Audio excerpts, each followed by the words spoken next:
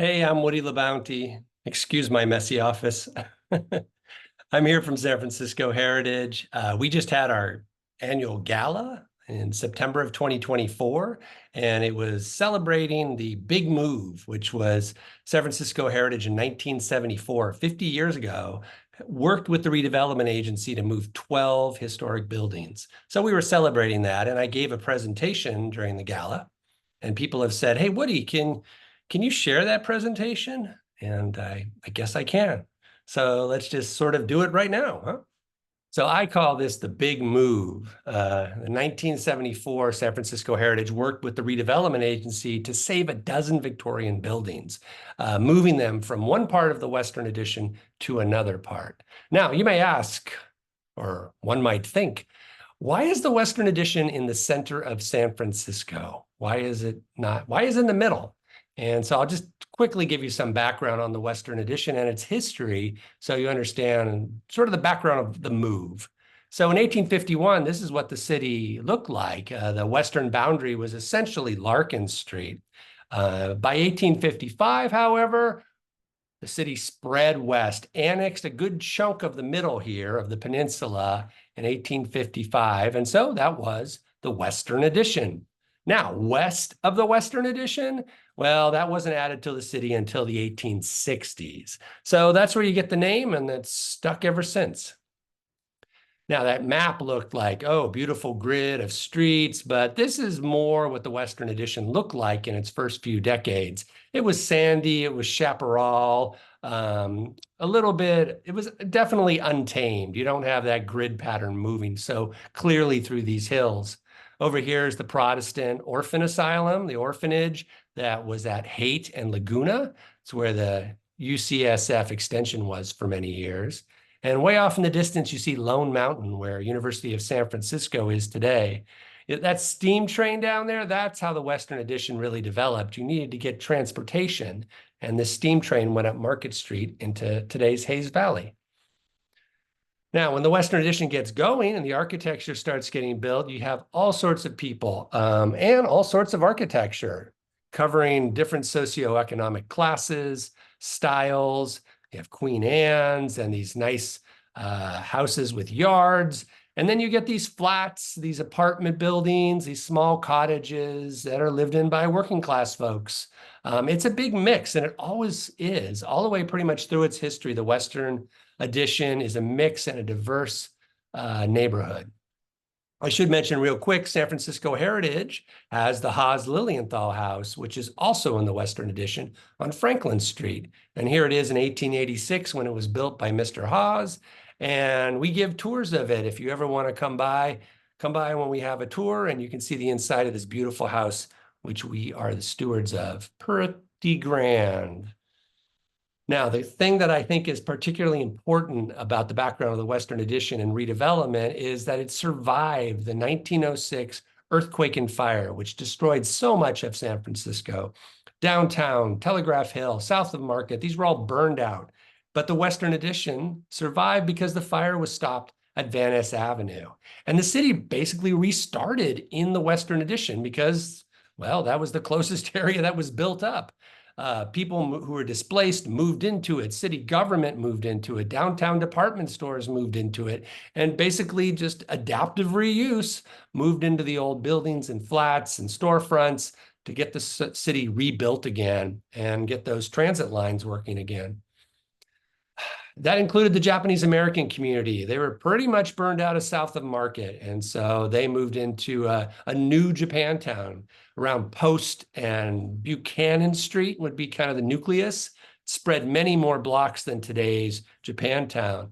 And then when World War II came up and the great sin of internment took all the Japanese community and sent them off to concentration camps, the African-American families, workers came from the South and other parts of the United States to help with the war effort in San Francisco and created the very vibrant, legendary Fillmore district in the Western Addition. Bars, clubs, musicians, but there were also just simple businesses, stationery stores, doctors, cafes, dentists, run by African Americans, a neighborhood that was very rich and very thriving through World War II.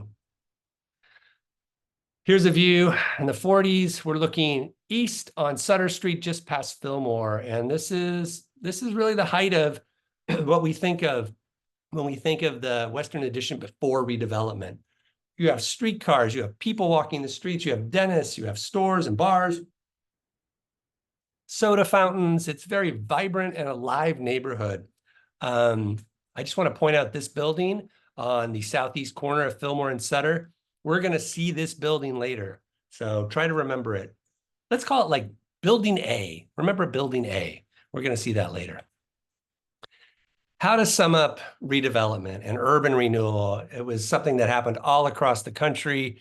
Its causes, its effects could fill volumes. One quick way to think of it is World War II ended, but the United States wanted to keep that economic engine going and take on these big infrastructure projects. San Francisco looked at the Western Addition and thought, is this what we want? You know, there was a lot of institutional racism then and now, and they saw this diverse neighborhood of Japanese American and African Americans in these older buildings, often overcrowded by absentee landlords. There was a housing crisis then, just as there is now. And so this campaign to remake and renew parts of the cities in the United States, including the Western Addition, started being pushed with federal dollars. And propaganda like this started coming out, like, look how much the people in the Western Addition cost San Francisco General, essentially, because as if the neighborhood is to blame for all these other reasons why somebody might need a hospital, and a richer neighborhood of the Marina doesn't need it. Anyway, long story short, they started being cast as slums, as these places that were, you know, needed to be just raised and start over. But then you look at some of the first places that urban renewal and redevelopment starts. Here's Turk and Laguna. This block was demolished for what was called Francisco Plaza. Look at these buildings. Do you feel like these are slums, overcrowded, deteriorated slums? I mean, part of it was a bias against older architecture. Victorian architecture was not valued then. It was thought to be Gothic and, you know, out of date, and we needed modern buildings. But if you put this row in Noe Valley or the Castro or Cow Hollow today, people would be paying millions of dollars for these flats. Here's another view on the opposite end of the block at Eddy and Laguna. Beautiful buildings, and you can see they're already demolishing them for Francisco Plaza, and they just raised the entire block. And people were speaking out right from the beginning about this. People were upset about the architecture being destroyed. People were upset about being displaced with no real promise that they were going to have housing when they came back. There was definitely a feeling that there was racism behind it, especially in the African American community. And it just felt wasteful and sort of a giveaway to the rich and the sort of powerful corporations. All that was in play from the very beginning. But the ball was rolling down the hill, essentially. There was no stopping redevelopment. That's Gough Street. We're looking west on Gary. And you can see they widened Gary Boulevard, destroying houses on either side for this expressway so people could get from the west side of town, downtown quickly in their automobiles. And all the blocks around it were raised for some real showplace developments. And some of them are great, actually. Towers, St. Mary's Cathedral is being built here, very architecturally interesting and amazing place on top of Cathedral Hill. St. Francis Square, which was a cooperative development that was actually a big success story for redevelopment. But all of this cannot make up for the thousands of people that get displaced, the communities that essentially got destroyed during redevelopment. So it's charitable to say redevelopment had a mixed legacy. And now, this was Project A1 in the 50s, right? Cathedral Hill, that Gary Expressway. By the 60s, they want Project Area A2, twice as big, wrapping around it. There's no stopping it. They're just going to keep going, and the buildings are going to go, and whole new developments are going to come in. Here we're looking east, and Kimball Playground is that park at the bottom with the baseball fields, Gary and Steiner. And you can see they're already flattening the blocks to the east of it.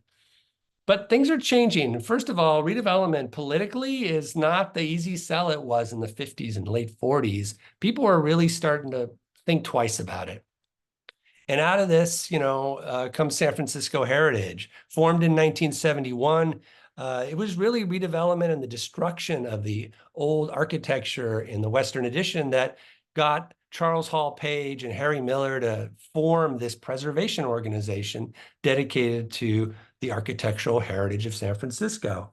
And Heritage has always been known for this. They basically, the way they work this is they start talking to the redevelopment agency and trying to work with them and change their mind. There's a project that's planned around Turk Street, Golden Gate Avenue, Van Ness Avenue, and Franklin Street, which would later become the Opera Plaza development. And Heritage works with the Landmarks Preservation Advisory Board and the redevelopment agency because there's older buildings of merit on this block that are slated to be demolished. And here's some of them on the 700 block of Turk Street.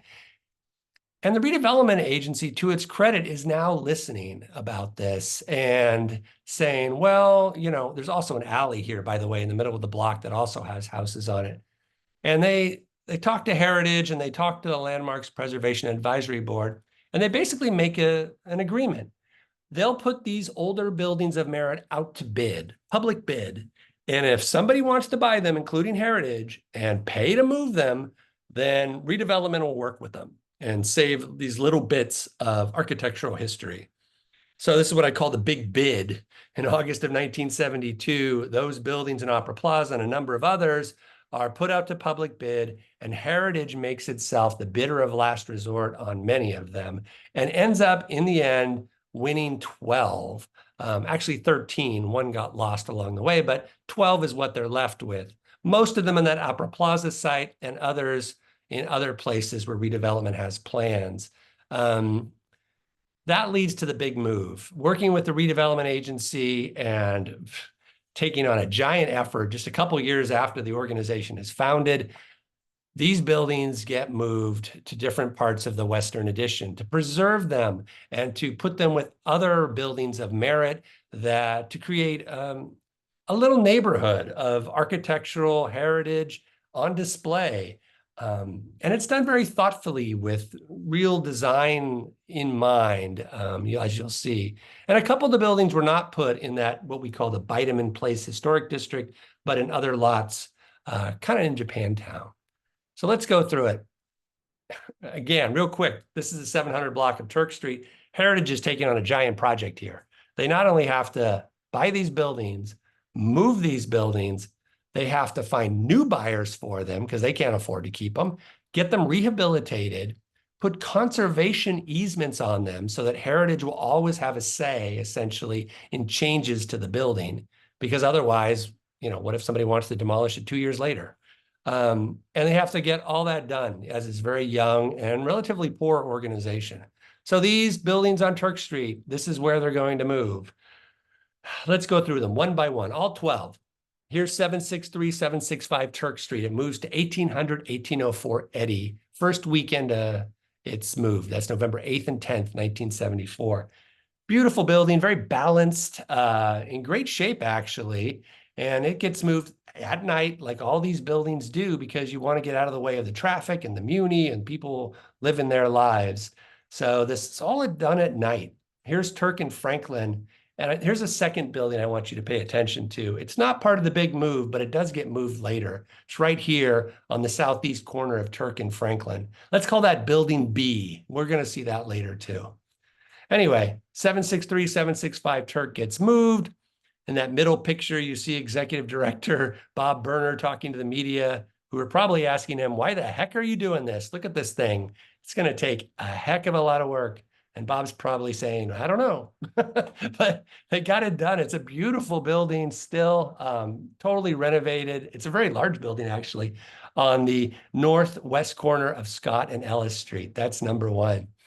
Number two, a very simple building, working class building at 743 Turk, but in great shape. The integrity of this building, and Heritage looked at it that way. It doesn't have to be a mansion or a rich person's house to be a building of merit. So it had great integrity with this Volkswagen Bug parked in front of it on Turk Street. And then when it gets moved to 1321 Scott Street, it also has a Volkswagen Bug parked in front of it. Because they're following it around. And it looks the same today. It has a yellow paint job, which looks great, as it did when it was built. Just a wonderful, successful move and transformation or restoration. No garage put in. It's just a terrific building. All right, number 3. This was the oldest building that got moved. 770 Turk Street was moved to 1249 Scott. Built in 1868. Has these beautiful rounded windows. It has the side bays that stick out, perfect for a corner lot, which is where it got put, on the southwest corner of Scott and Ellis Street. This photo is a little older than today because the trees have grown up and it's hard to take a picture of this beautiful building today. Number 4, another simple building, 751 Turk, but in great shape with great integrity, moved to 1840 Eddy. And look at it today. I mean, actually, it's been sold and painted since I took this picture, but it's still in amazing shape. Like all these other buildings, was put on the National Register of Historic Places, and serves people today just as it did when it was built in the 1880s. Number 5, an unusual building that was in the alleyway of that block where Opera Plaza is. 216220 Elm Street was moved to Scott Street in the second weekend of the big move. Look at this building. It's got 2 bays on one side, 1 bay on the other, but it has 2 doorways on the 1 bay side and 1 doorway on the 2 bay sides. It's a very unusual building. Here it is trying to make a right turn on Webster Street. And some guy is running in front of it. I hope he doesn't get hit. And here's what it looked like on Scott Street. Again, an unusual building in great shape today. Number 6, this was a pretty short move. It was at 1708 Eddy, almost in the Bideman Street Historic District already. It was moved just a couple blocks up the hill to 1040 Broderick Street. It was in pretty bad shape, and you can see the coast movers are almost going to drop it down the hill, it looks like. It had a neighbor that was moved up there on Broderick Street with it. Here they are both getting brought up Ellis Street to their final homes. And these buildings look like they've always lived together. So let's look at number 7, 224-226 Elm Street, that little alley. This building was moved up there to 1030 Broderick Street. Here it is going up the hill. And look, don't they look like they've been next to each other their whole lives? But they were built a dozen blocks from each other. But they're these flat front Italianates with just some variations which make them complementary. It's just beautiful, beautifully painted, and they're still in great shape today. All right, number 8, about another similar building. This was 736-738 Franklin Street. It was moved to 3335 Bateman Street. Now, Bateman, which we call it the Bateman Place Historic District, it's an alley between Divisadero, Scott, O'Farrell, and Ellis Street. A little alley, pretty much. So this building moves over there. Here it is right there on the move. And it's in the alley, a tree-lined street today, painted gray and white, very classy, very elegant. And its neighbor, like the Broderick Street houses, is very complimentary. Let's look at that. Number 9, 848 Octavia Street. Here it is. You can see it was a little farther west than the Opera Plaza site. You can see the St. Mary's Cathedral in the distance, as part of the Project A1 was already finished, and now this is just south of Jefferson Square. It gets moved in the night and gets taken up to Divisadero Street and brought down to Bateman, kind of reversing direction through the middle of the block to be placed at 4547 Bateman, painted this beautiful red, Volkswagen Bug right in the front, when it was restored. And today it's a nice kind of custard yellow. It's just a beautiful house and looks great next to its neighbor in that street. Here's the buildings on the move going down Turk Street. Again, a terrific effort. You had to basically take a couple of days to move these houses, 12 blocks or so. And you had to move power lines. 10 city agencies had to be involved just in the move. It cost Heritage a lot of time, effort, money. But it was a great project, a significant one for the organization, and I would say for preservation in general. All right, number 10. This one was another short move. It was on the corner of Scott and O'Farrell, and it had to move for a project redevelopment had for that whole block. It only moved a block, And it's an unusual building. It looks like two buildings, two Italianates right next to each other, but it's one building that shares essentially a party wall right in the middle. Very strange. And here it is. It got moved to that Bateman spot on Scott Street on the 1200 block. It was purchased by an African-American contractor named Willie Ballard and his wife, Ruby. He restored it and gave it this great paint job when he was finished. All right, number 11. This might be the, I don't know, I would say the gem of the dozen. This was a building that was designed by architects Samuel and J.C. Newsom. You can tell it's got a lot going on. Look at that beautiful upper register with a wheel and that parapet, that kind of pyramid parapet. Had to be saved, probably the most significant architectural building of the lot. And it was moved not to the Bateman Place area, but to a place on Webster Street, a little lot just off Bush Street. Here it is going up the hill. And it didn't have much room. They're trying to wedge that building into that slot between those other two buildings. And they got it done. It wasn't easy. They had to shave off like 6 inches of the side bay and wedge it in with 2x4s to get it in. But when it was done, it was a showplace. Featured in magazine articles. They put that garage in, but it looks great. And really probably the best building of the dozen. Number 12, 624 Post had to make room for a 2-lot development that redevelopment had planned, and it just moved a couple blocks away in Japantown to 1835 Sutter. But they found a great place for it because it fits right into this row of other Italianates. It looks like it's always been there. It's the gray and black building here on the right. Just thoughtful to like put it there next to buildings that look almost like they were all put there together. And that's the dozen. And the people who were involved in this covered every strata, every kind of walk of life. The workers, the movers were blue collar roughnecks who crawled on their buildings and got dirty and just dangerous kind of work that they were incredibly skilled at. And then you got in the center picture, Gigi Platt from the Landmarks Preservation Board, who wears a fur coat to the move. So basically everybody pitched in to make this great project happen. And it took a while. I mean, the move wasn't the end. It took a few years to get the buyers, to get the restoration going. Here it is, 1977. You can see the 3 buildings on the left were already there, but Willie Ballard's still working on his building, that unusual 2-bay building. And the corner building hasn't even gotten started yet. So it was a number of years before Heritage could really feel like this was a real success. And there were a lot of African-American people in the African-American community who were not happy about this because they were like, you tore down our buildings, you displaced us, and now you're saving buildings, and who gets to buy them? So the redevelopment and Heritage are like, okay, let's put these out to bid, and people who are certificate holders who were displaced have first shot at buying them. And a couple of them were bought by certificate holders. And the Bateman Place Historic District filled in with other buildings that redevelopment started moving after the big move. So these 2 buildings were moved from Japantown, where again, some other developments were going on, and one was moved from Sutter and one was moved from Bush.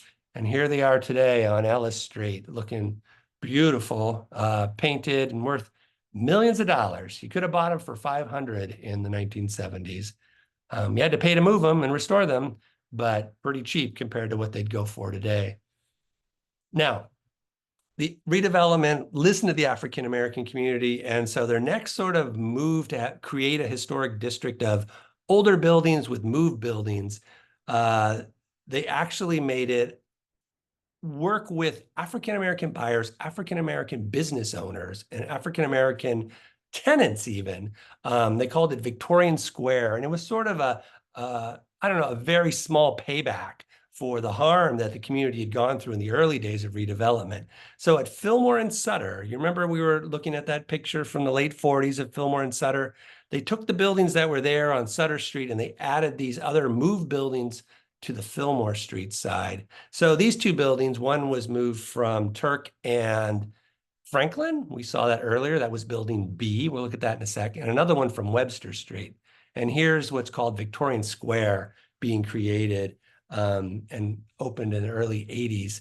And that building there in the corner, that's the one we saw, Building A. Remember I told you to look for that in the very beginning? It's sort of the corner building that is the hub for Victorian Square going each direction on Sutter and Fillmore. There's that building in the red box was the one I told you, Building B, to look at Franklin and Turk, and it eventually gets moved to be part of Victorian Square. And here it is today, strangely in the middle of the block of the 1700 block of Fillmore, because it's got that round corner bay, but there it is. And this idea of an African-American business district, you might say, that redevelopment tries to create works in a little way. It works for a while. Marcus Bookstore, the oldest African-American bookstore at the time in the country, moves into one of the buildings that's moved around the corner from Post Street, the old Jimbo's Bop City. But, you know, it's a short win. It's a short-term victory because the African-American community is still being pushed out of the city by forces bigger than the redevelopment agency, which is over, and moving Victorian buildings. It's just economic forces and gentrification continue to push the African-American community out of the city, and it's still a problem we're facing today. But that's the story of the big move, San Francisco Heritage and its role, its first big project, really. A reminder that our mission is to preserve and enhance San Francisco's unique architectural and cultural identity. We're a 501c3 nonprofit. We've been around a little over 50 years, and you can learn more at sfheritage.org.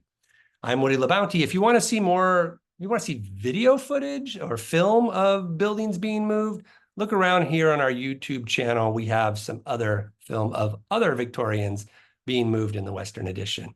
But that's it. Thanks for watching, and we'll talk soon.